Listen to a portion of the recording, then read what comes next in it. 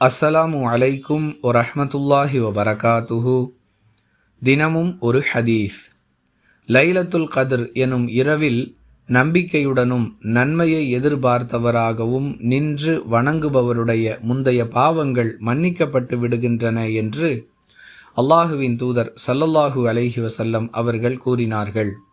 அறிவிப்பவர் Abu Hurairah ரலியல்லாஹு அன்ஹு. நூல் புகாரி, ஹதீஸ் எண் 1901. அன்பிற்குரிய எல்லாம் வல்ல அல்லாஹுவின் நல்லடியார்களே, பாவங்கள் மன்னிக்கப்படுவது என்பது மனிதனுக்கு கிடைக்கக்கூடிய மிகப்பெரிய அருட்கொடை. இதை பெறுவதற்கு இஸ்லாம் பல எளிய வழிமுறைகளை ஏற்படுத்தி இருக்கிறது.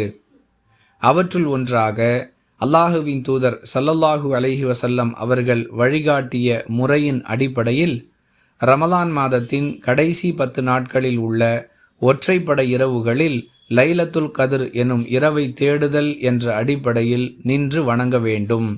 அதன் மூலமாகவும் பாவங்கள் மன்னிக்கப்படும் என்பதை இந்த ஹதீஸ் தெளிவுபடுத்துகிறது.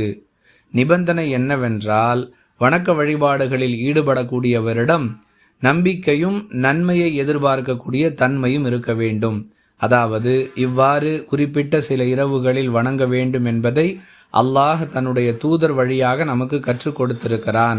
அதன் மூலமாக பாவங்கள் நிச்சயமாக மன்னிக்கப்படும் என்பதை உறுதியாக நம்ப வேண்டும்.